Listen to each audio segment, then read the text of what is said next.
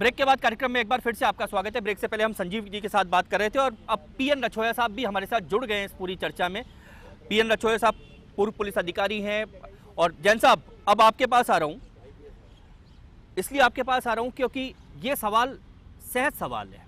पकड़े जाते हैं एक उदाहरण बन जाता है, सजा भी जरा हो जाए तो उदाहरण और मजबूत हो जाएगा, लेकिन ऐसा होता नहीं है। वो उस केस को इतना कमज़ोर बना दिया जाता है कि बाद में कुछ तो बहाल हो जाते हैं, कुछ नौकरी पे आ जाते हैं। देखिए, सर्वोच्च न्यायालय के न्यायाधिपति दीपक मिश्रा ने अभी 1 महीना पहले, ज़्यादा पुरानी बात नहीं कर रहा हूँ, ये न्यायपालिका की मजबूरी कहें या जिस सिस्टम की जिम्मेदारी है जल्दी से जल्दी जस्टिस डिस्पेंस करने की, करप्शन के केसेज को जल्दी से जल्दी की करने की, उन्होंने क्या कहा, इसका मैं हिंदी तर्जुमा बताता हूँ। उन्होंने अंग्रेजी में लिखा है कि भ्रष्टाचार एक संज्ञा थी जो अब इतना बड़ा सर्वनाम हो गई कि अपने आप में सेल्फ इन्फेक्शियस डिजीज हो गई, और इतनी ज़्यादा सेल्फ इन्फेक्शियस डिजीज हो गई कि अब इसे सारी की सारी एंटीबायोटिक इसके लिए फेल हो गई। और जिन लोगों को हैमिल्टन का वो क्वेश्चन करना था कि टू बी और नॉट टू बी, वो नहीं करने की बजाय प्रोएक्टिवली लीपापोती कर रहे हैं, आगे बढ़ रहे हैं। और इस टाइम ये राइट टाइम है कि जब एक ऐसा बड़ा डिसीजन लिया जाए कि या तो भ्रष्टाचार या भ्रष्टाचार नहीं, हमें सर्जिकल डिसीजन लेना पड़ेगा। परंतु जस्टिस मिश्रा सिर्फ लिख के रह गए, उन्होंने किसी भी कोर्ट को ये डायरेक्शन नहीं दिया कि 3 महीने में या 6 महीने में हर भ्रष्टाचार का सजा तय की जाए या सुनवाई पूरी की जाए। जो सरकारें 10-10 साल से 15-15 साल से प्रोसिक्यूशन सैंक्शन नहीं देती, उन पे रोक नहीं लगाई है कि अगर आप प्रोसिक्यूशन सैंक्शन नहीं देंगे तो ये मानी जाएगी कि प्रोसिक्यूशन सैंक्शन दे दी गई है। तो सर्जिकल इंसिजन जो जरूरत है वो एक जुडिशरी में जरूरत है कि तय किया जाए कि 3 महीने और 4 महीने के अंदर तो भ्रष्टाचार के मामलों को, वरना क्या होगा कि बेईमान रिस्ट्रेट होकर चला जाएगा, पीले पद पर आ जाएगा, गवाहों को तोड़ लिया जाएगा और कुछ दिनों बाद आप उसको भूल जाएंगे कि उस मामले का। और सरकारें भी वापस अपना मान लेती हैं। नरेंद्र मोदी जी ने बड़े जोर शोर से घोषणा की थी कि हम विशेष अदालतें बनाएंगे। हालांकि उन्होंने विधायकों और एमपीज के लिए कही थी कि उनका निर्णय 1 साल, पर विधायकों और एमपीज के लिए क्यों हर भ्रष्टाचार के मामले को, कि भ्रष्टाचार जब इतना बड़ा आप कैंसर मान रहे हैं तो कैंसर का इलाज कैंसर की तरह ही और अभी किया तो वो जाए। पकड़े भी नहीं गए, अभी तो साफ सुथरे हैं। विष्णु जी कैंसर है और इसकी थेरेपी नहीं होनी है, अब तो ऑपरेशन होना है, और जब ऑपरेशन होता है तो पेट में दर्द मुझे लगता है आशीष जी, इस पूरी चर्चा में एक बात निकल कर आ सकती है कि आखिर इसका समाधान क्या है। समाधान पे मैं अंत में आऊंगा। आजादी के बाद से हमने जिस सिस्टम को, विष्णु जी, आजादी के बाद से हमने जिस सिस्टम को अडॉप्ट किया, उसके बाद में जो कमियां रही, सब सरकारें, सब अधिकारी वक्त वक्त पर उस सारे प्रकरणों को ढकते आए हैं। ये बात किसी से छुपी नहीं है। सच बोलने की हिम्मत कितनी होती है, कहाँ होती है, भी दबाते हैं। आज देश में प्रधानमंत्री जी ने कहा कि डिजिटल इंडिया होना चाहिए। ऑनलाइन की बात हर जगह आती है, करोड़ों लोगों के खातों में ऑनलाइन सब्सिडी ट्रांसफर, किसी भी प्रकार की सब्सिडी उनको मिलनी है, ट्रांसफर की बात आती है। किसी भी निर्णय को, कोई बड़ा डिसीजन होना है ऑनलाइन होगा, उसके बारे में बात आती है, ई टेंडरिंग की बात आती है। मुझे लगता है कि ये सारे वो प्रयास हैं जो इस कैंसर को कैसे ठीक करे, उसकी दिशा में भारतीय जनता पार्टी की सरकार आगे बढ़ रही है। राजस्थान में निश्चित रूप से आगे बढ़ रहे हैं। भी है, सरकार आपकी है। आप कह रहे हैं कि हम यहाँ भी तस्वीर बदल रहे हैं। हालत यह है कि मंत्री तक लाचार है, बेबस है। जो अधिकारी भ्रष्टाचार कर रहा है, मंत्री ये कह रहा है मेरे पास फाइलें नहीं आती थी। इस कदर गुण की तरह वो चीजें समाई हुई है, इसलिए कहीं ना कहीं थोड़ी बहुत लाचारी, लेकिन लाचार नहीं है आशीष जी, उस पर इलाज हो रहा है।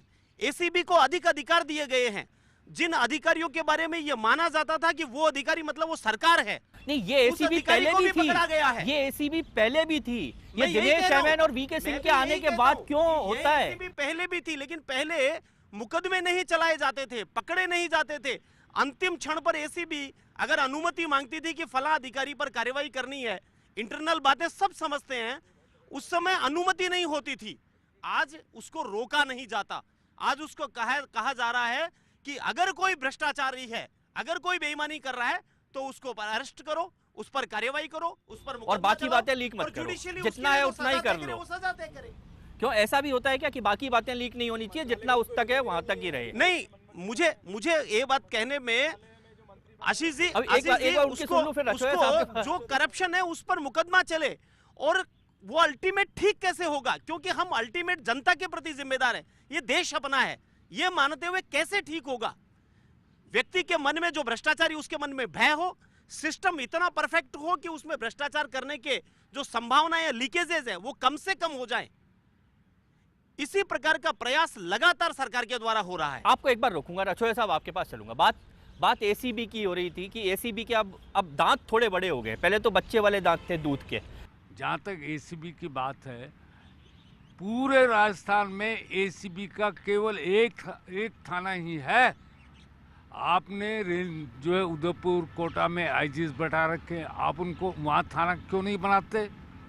डिस्ट्रिक्ट में एसपी बैठा रखे हैं, डिस्ट्रिक्ट में एसीबी के एसपी बैठे हुए हैं।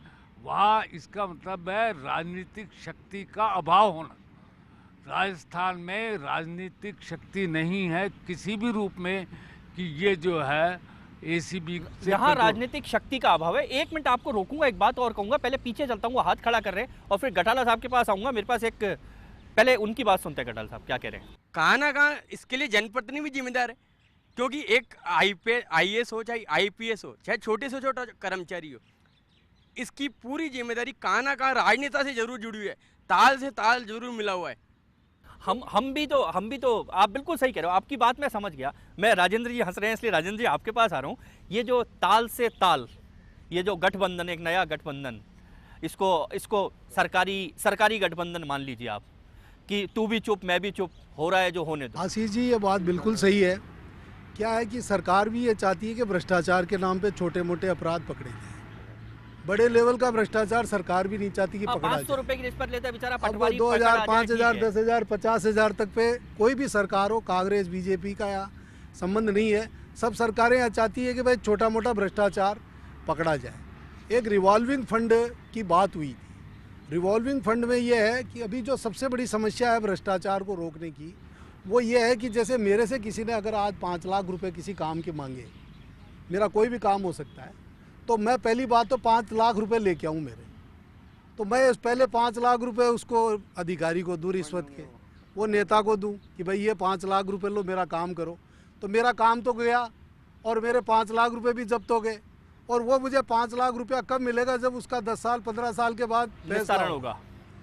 तो आज की स्थिति में जो बड़ा भ्रष्टाचार है, जो करोड़ों का भ्रष्टाचार है, वो सामने नहीं आ रहा है।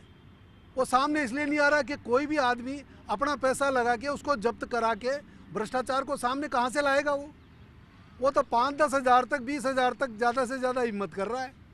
तो ये मांग उठी थी पहले कि सरकार रिवॉल्विंग फंड की स्थापना करे, उसमें 10-20, अगर सरकार वास्तव में भ्रष्टाचार रोकने की इच्छुक है, उसकी दृढ़ इच्छा शक्ति है, तो उसमें 10-20-50 करोड़ रुपया डाले और ये कहे सरकार जनता को कि आप जो भी भ्रष्टाचार है उसको पकड़ाइए, पैसे हम देंगे आपको। आप एक बार केस बनाइए और उसका जो भी पैसा आपकी एफआईआर में आपने भ्रष्टाचार के नाते दिया है, वो पैसे आपको रिफंड करेगी और पैसा जो फैसला होने पे मिलेगा वो सरकार पे चाहे पैसा ले ले। ये रिवॉल्विंग फंड की बात हुई थी। तो इससे स्पष्ट है कि सरकारें भी केवल दिखावे का भ्रष्टाचार पकड़ना चाहती है, वो छोटा भ्रष्टाचार, और वो भी कोई पकड़ में आ जाए। जैसे कोई अभी इन दिनों में आ रहा है कि वो जैसे खान कांड के अंदर वो एक वहाँ के चित्तौड़गढ़ के शेर खान थे, उनकी बात आ गई रिकॉर्डिंग पे, तो उसमें अशोक सिंह भी पकड़े गए। अभी एनआरएचएम का मामला था, इसमें वो सोनी थे, वो उनकी रिकॉर्डिंग चली तो उसमें ये जे पवन आ गए। तो ये मतलब ऐसा जनता के द्वारा पकड़ा हुआ भ्रष्टाचार नहीं है ये। हाथी के निकलने के बाद हम पूंछ ही पकड़ पाते। ये मतलब क्या हो रहा है कि ये एक सिस्टम जो चल रहा है करप्शन के खिलाफ, उसमें कहीं ना कहीं से कोई लीक हो रहा है। वो जो आपकी वॉइस रिकॉर्डिंग है उसमें कोई बात सामने आ रही है, तब पकड़ में आ रही है। ये कोई सरकार की तरफ से कोई इनिशिएटिव नहीं है कि हमको कौन अधिकारी भ्रष्ट है उनको हम पकड़े। इस तरह की कोई योजना भी सरकार ने नहीं बनाई है। भंडारी साहब कुछ कह रहे थे जब वो कह रहे थे, और उसके बाद आईएएस गिरिराज सिंह, बताऊं आपको, 2007 से मुकदमा पेंडिंग है और आज तक प्रोसिक्यूशन सैंक्शन दी नहीं गई है। एकमात्र आईएएस हैं जो फंसे हुए हैं। 2007 की एफआईआर है और आज तक सैंक्शन नहीं दी, ना कांग्रेस ने दी ना बीजेपी ने दी। अपने पहले पुलिस कमिश्नर थे यहाँ पर जंगा साहब, उन पर कितने आरोप लगे मुझे बताइए।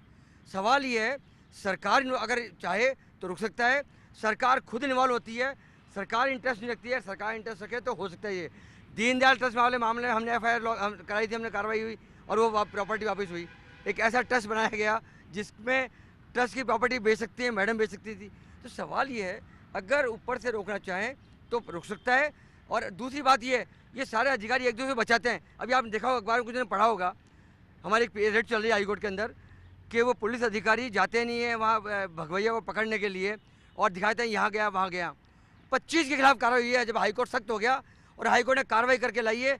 लगातार ये रिकॉर्ड पर आ रहा है कि वो गए नहीं यहाँ पर और 25 के खिलाफ कार्रवाई हुई है। 2 तो इसके अंदर आप जो कह रहे हैं, मैं एक बार सवाल ये मेरा इतना सही है, अगर सरकार चाहे, कोई सरकार हो, चाहे राजस्थान की हो चाहे दिल्ली की हो, कोई हो, अगर दिल्ली में केजरीवाल जी हैं वहाँ करप्शन रुक रहा है, कुछ चाहते हैं वो, सरकार चाहिए रुकेगा।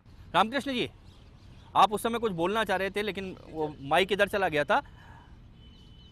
पूरी मुझे लगता है कि अब जो इतनी सी चर्चा में मैं थोड़ा बहुत समझ पाया कि दुनिया में सबसे एकजुट एक ही कौम है, वो ना कोई हिंदू है, मुसलमान है, ब्राह्मण है, सिख है, सिर्फ भ्रष्टाचारी एकजुट कौम है।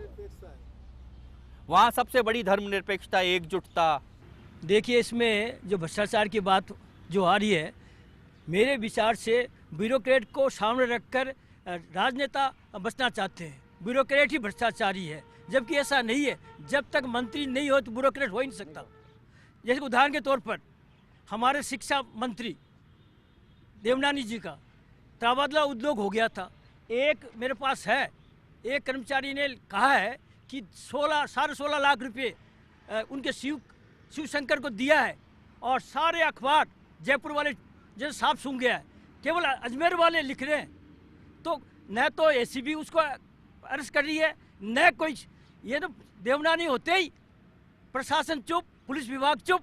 तो भ्रष्टाचार तो राजनेताओं से होता है और ब्यूरोक्रेट तो उसका एक अंग है। अच्छा, मतलब गठाला साहब, आपके पास आऊँगा, पहले कुछ बच्चों के सवाल भी हैं लेकिन एक ब्रेक लेना पड़ेगा, समय की अपनी सीमा है। एक ब्रेक लूँगा, ब्रेक के तुरंत बाद लौटता हूँ, पीछे के सवालों के साथ वापस लौटता हूँ।